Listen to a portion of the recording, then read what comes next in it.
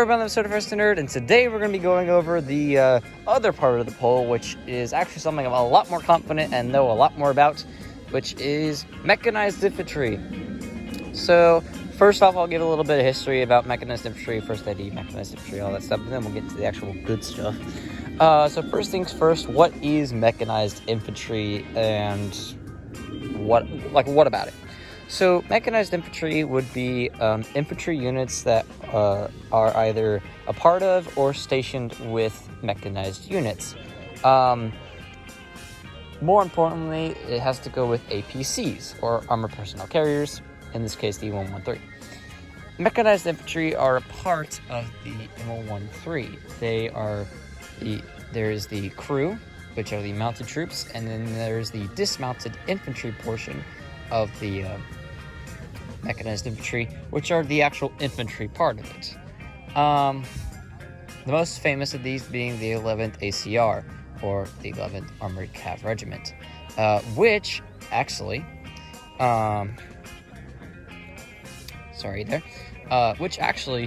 is the unit that is reenacted at the Museum of the American GI that we work alongside with, and First ID specifically was actually stationed at 2 bases along with 11th ACR, and they did work hand in hand pretty often, so it's kind of nice.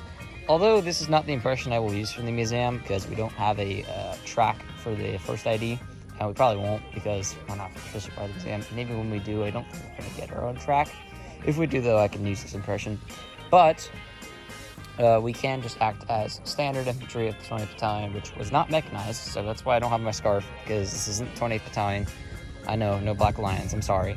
But yeah, so no Black Lions for this, just because they were not a mechanized unit. But we can act as a standard unit and be a part of the museum as well, because really all we do is get extracted, so it works out fine. But yeah, anyways, Mechanized Infantry were used pretty often in the Vietnam War. Although the thing about Vietnam was it's a very dense jungle, so vehicles don't work all that well in said jungle. So while you do see Mechanized Infantry a lot, you really only see them in the more open areas, like the southern parts with all the rice paddies and the deltas. And you see a lot of them also in the mountains as well. However, the thing about First ID Mechanized was there was some. I'll put up some photos. First ID had a couple different battalions and regiments, and some of them were mechanized. Not all, like I said, the Black Lions were not mechanized, but there was some mechanized units. Which units specifically I'm not fully aware of. I haven't done that much research on that. But there was some mechanized units of the First ID.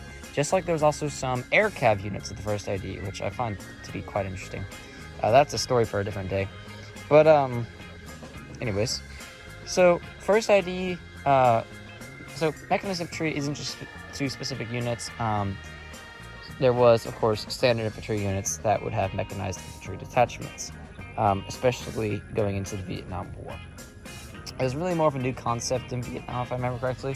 You did have soldiers work alongside mechanized units in World War II, and I think you actually did have some mechanized infantry units in World War II that would have worked alongside with half tracks, but I could be wrong. That's something I'm not too certain on. But yeah.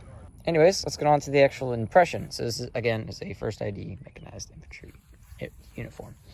So first things first, we have the basic fatigue uniforms, third pattern fatigues from Heston Antiques. These are reproductions. So we got the third pattern pants and the cargo pockets. As I've said, as always, I've got socks, not period socks, and some paracord.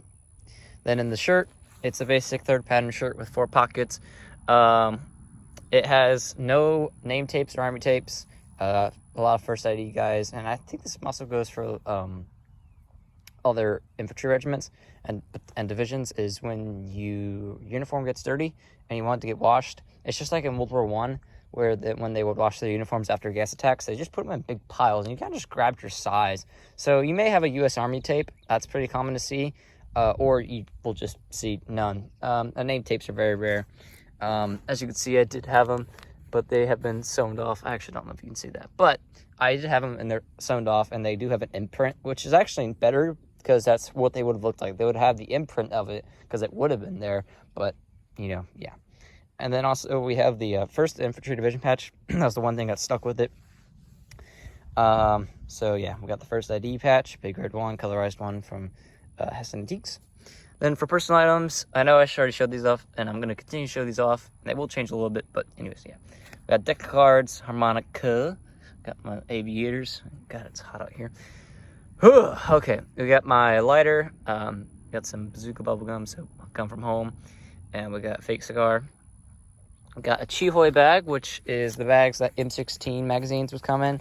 And what soldiers were supposed to do was you were supposed to ditch these after you got them. You're supposed to rip them open and ditch them. And then in Vietnamese, it has a surrender thing, basically telling if an NVA picked this up or a VC picked it up, it basically tell them, hey, you should surrender, basically. But a lot of soldiers would keep these and use them as waterproof bags like I have done. And that has a pocket Bible and some letters in it. I got my pen, not technically period correct. I would love to get a ballpoint pen. A pencil will probably be a bit more accurate, but I literally found that pen on the floor. It's a nice looking pen. It's kind of vintage looking, so works out. And I got my post-war compass, but it works. Oh, then moving down here, we have the field cap. This is a 2nd pattern Army baseball cap. These things were really not liked. Oh, I also forgot to mention the date. So this is a 68, 69 impression, kind of. Same thing as the other one. More or less 69. Anyways, back to the equipment. This is the field caps were not very well liked. They were really hot, and trust me, they are not very comfortable to wear. And this is also a 2nd pattern, which didn't come out till 1970, so I do need to get a 1st pattern, which I will.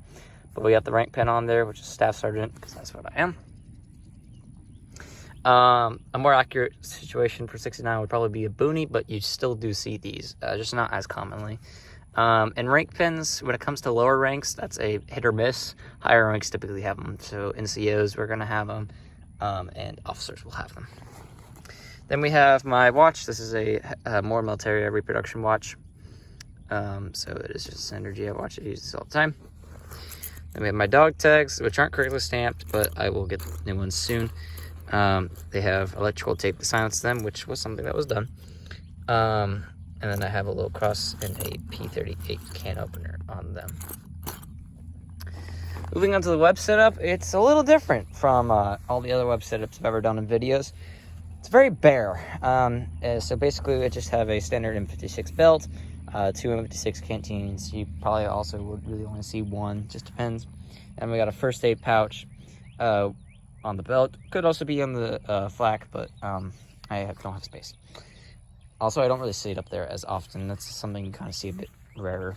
And then we have my M7 bayonet and the M8 holster, which is actually slung by the wire hooks, which I kind of prefer, but I can't really do on my other impression unless I move the canteens back, but I don't really want to. So, yeah, it's fine. But it is more likely what you'd see. The reason why the equipment is so sparse is because a lot of your sustainment equipment is going to be in the M113. It's not going to be on your person. You know, all your rations and all that's going to be in your M113. You know, you don't need all you really need is kind of it's also the light war mentality a little bit, but this was used throughout most of the majority of the war was you really only need to carry what you need for a short amount of time. So bandage, what you need the vital stuff. So ammo, bandage, and canteens, and you don't need ammunition pouches because you can just carry bandoliers. I should really have 2 bandoliers for this impression, but I only have 1, so but it works. You would more likely see 2, but we'll just say I have magazines in my pockets, which I don't, but let's say I do. So yeah, it's a pretty basic equipment setup, and as I said, we have the bandolier. It's a 7-pocket bandolier. I'm pretty sure this is an original. I could be wrong.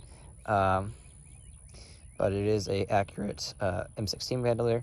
We have a shirt over there, not an accurate shirt. I will be getting accurate shirts probably soon because I need more shirts.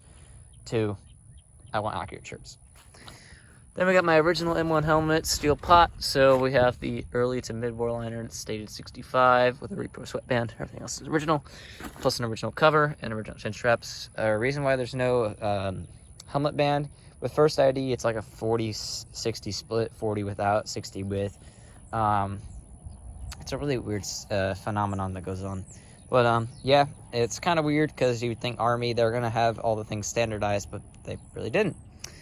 Moving on, we got the boots. We got my boots. So we got the third pattern jungle boot reproductions from Moore's Materia. I love these things. They're dear to my heart, and they're really accurate, and they're really good. And then I got some socks. Not accurate socks. I will be getting accurate socks soon. One, because I need more socks. Two, because I need accurate socks. But, yeah. Then we got the weapon, M16A1, which is fine. That works. That would be more common to see amongst armored cav units. A XM could also be seen, especially since you're working in more confined spaces in the 1-3. However, you're really fighting out in areas that aren't that. You're really fighting out in the jungle. That's where you're going to be fighting, so you really want a longer rifle. And moving on to the last piece, which is the flak vest. This is my 3/4 Army flak vest, dated 67. My lovely anomaly vest, I like to call it. As you can see, I have my grenades slung on it, so I got my 2 M61 grenades and my M18 smoke. You're probably thinking, well, that's a lot of grenades to be held in the flat vest, but there is a photo that I'll put up of a guy with a vest who has a crap ton of grenades on it, so it is seen. Plus, I also didn't want to put them on my belt, so perfect place to put them. Alrighty, let's go see what it looks like on me. Alrighty, and here it is. This is the impression. Now, as you can see, put the gun away. This is the basic equipment setup. It's very, very, very basic, very small amounts of equipment. I forgot to mention, the other reason you'd have small amounts of equipment is just to help with moving around the 113.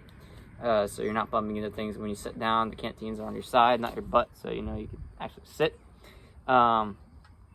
The low amounts of equipment are not only for practical reasons in the sense of you don't really need all that stuff out in the fighting, but also it helps you to maneuver inside of the vehicle more.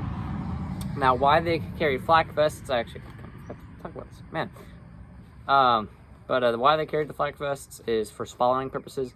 So what spalling is, if you don't already know, is when a projectile hits metal, the force of the impact will not only break the metal, but it will deform the metal and send shards of metal flying out from on the inside part of the impact. So one reason why they wore flak vests inside of vehicles was to help against spalling. That's really the biggest reason. As you can see, I have my bandolier and all my grenades. The bandolier would probably be worn a little bit lower as it's really close to the grenades and you can't really get it out unless you move the grenade. So realistically, the bandolier would be lower. And again, like I said, you'd probably have 2. Look, as you can see, I have my basic web setup, literally so basic. But yeah. And then, as you can also see, fix this quick. My flak vest is open. Rarely do you don't want to see it open or closed all that much with Army guys, or even Marines for that matter. But one practical reason to have it open is if you get shot, you need to be able to take this off really easily, and if it's already open, you can just flop it open. Also, to access my first aid pouch, if it was closed, that would be really difficult. It being open, I can just move that out of the way real quick and pop it out. And yeah, that's really about it. This is the Mechanized Infantry impression. Hope you all enjoyed. Don't forget to like and subscribe, and thank you for watching.